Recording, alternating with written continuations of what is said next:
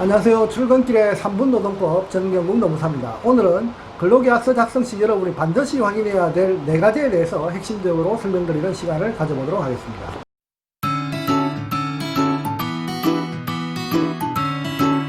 첫 번째, 월 급여 금액을 확인하자입니다. 여러분이 근로계약서를 작성해서 노동력을 제공하는 그 이유는 여러분이 임금을 목적으로 일을 하는 노동자이기 때문입니다. 그렇다면 여러분이 과연 일을 제공했을 때, 노동력을 제공했을 때 얼마만큼의 급여를 받을 수 있는지를 그 시급은 얼마인지, 주급은 얼마인지 또는 그 월 급여 금액은 얼마인지에 대한 정확한 확인을 하신 후에 근로계약서를 작성해야 할 것입니다.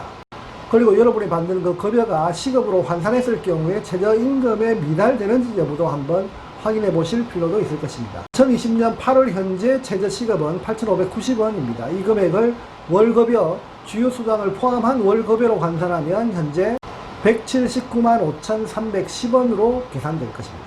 근로계약에 따른 그 급여액을 확인하는 것도 중요하지만 그것보다 더 중요한 것은 여러분이 급여를 지급받는 그 날짜가 언젠지, 다시 말해서 급여 지급일이 언젠지를 확인하는 것도 중요합니다.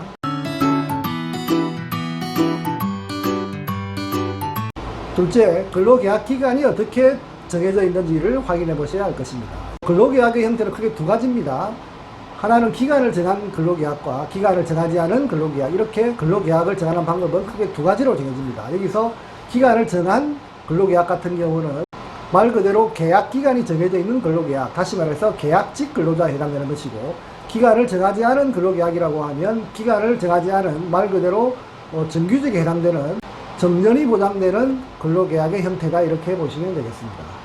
만약에 여러분이 채용 공고문에 정규직을 채용한다라고 해서 면접을 보고 채용되어서 근로계약을 체결하는데 여러분에게 보여준 그 근로계약서에는 기간을 정한 근로계약의 형태의 근로계약서를 제시한다면 그러면 그 계약은 잘못된 계약입니다.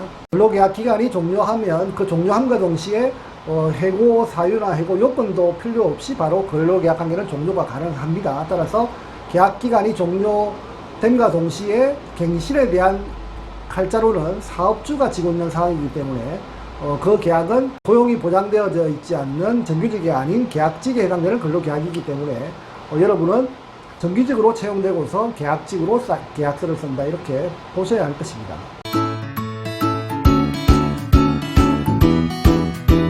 셋째, 근로시간과 휴게시간에 대한 내용을 반드시 확인하셔야 할 것입니다. 여러분이 작업을 시작하는 그 시간, 다시 말해서 출근하는 시간과 퇴근하는 시간을 확인하고 그 사이에 휴게시간은 몇 시부터 몇 시까지 정확히 정해져 있는지를 확인하셔야 할 것입니다. 따라서 만약에 여러분이 하루에 9시에서 6시까지 근무하는 과정에 휴게시간이 정해진 1시간이 보장되어져 있지 않다고 한다면 그 부분을 반드시 사업주에게 문제 제기를 해서 휴게시간이 보장되도록 어필을 하셔야 할 것입니다.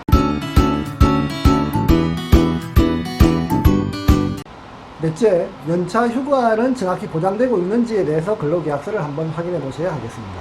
물론 연차 휴가는 5인 이상 사업장에만 적용되는 휴가 제도입니다. 따라서 5인 이하 사업장에서는 고려할 사항은 아니지만 5인 이상 사업장에서는 여러분의 연차 휴가가 발생한 경우에 그 연차 휴가가 공휴일에 녹여버리는 형태로 운영되고 있는지 아니면 온전히 연차 휴가를 사용할 수 있는지에 대해서 한번 근로계약서를 작성할 때 확인해 보실 필요가 있겠습니다.